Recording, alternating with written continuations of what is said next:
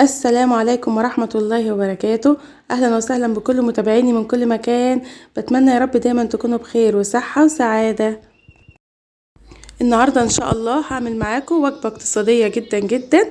هعمل معاكم صينية البطاطس، بس بقى مش هعملها لا بالفراخ ولا باللحمة. احنا هنعملها كده من غير حاجة خالص، أرداحي، بس هيكون طعمها جميل بإذن الله. وطبعا بقى الايام اللي احنا فيها دي محتاجين كلنا كده ان احنا نكتر من الوجبات الاقتصادية دي.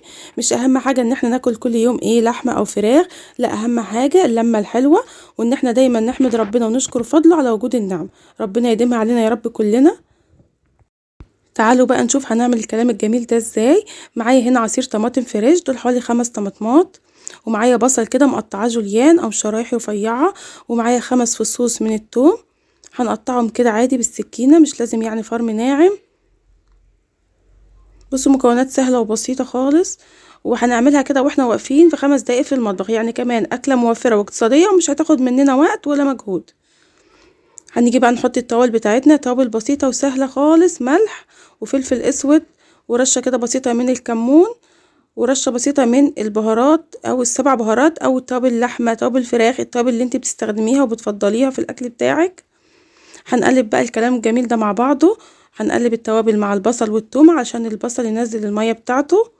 الحركة دي بتبقى حلوة قوي في كل الاكل، يعني اي صينية بتعمليها وبتقطعي فيها بصل بتحاولي ان انت تقلبي كده او تدعكي البصل مع التوابل، بتفرق قوي في طعم الاكل.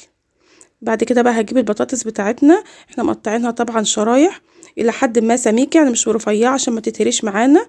احنا هنسويها في الفرن. شايفين السمك بتاعها قد ايه؟ هنجيب بقى البايركس اللي هنطيب فيه الاكل، او لو صينيه مش فارقه اي حاجه يعني.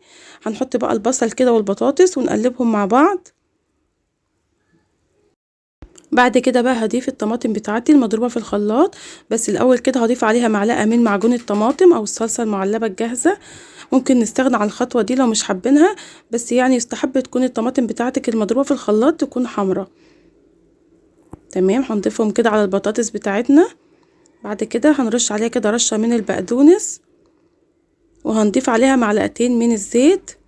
بصوا بقى انتوا حورين في الخطوه دي، اللي مش حابب يضيف زيت ممكن يعملها خالص بدون ولا نقطه زيت، هتطلع كويسه برضو. وبعدين انا ضفت هنا كام كبشه كده من الشوربه، لو مش متوفره عندك عادي خالص بتزوديها ميه ومش هتقول لا ولا اي حاجه. احنا طبعا بنطبخ باي حاجه عندنا في البيت. بس كده هنغطيها بقى بورق الومنيوم وهندخلها الفرن على درجه حراره عاليه، يعني هتاخد حوالي نص ساعه كده في الفرن، ونكون عملنا احلى صينيه بطاطس في الفرن بدون لحمه بقى ولا فراخ.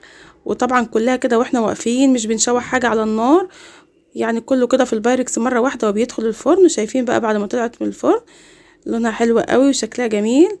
تتقدم بقى مع رز ابيض او رز بشعريه، يبقى كده عملنا اكله اقتصاديه وما خدتش مننا وقت ولا مجهود. وطبعا اهم حاجه ان احنا نحمد ربنا على اي نعمه موجوده عندنا، عشان ربنا يديمها علينا نعمه يا رب.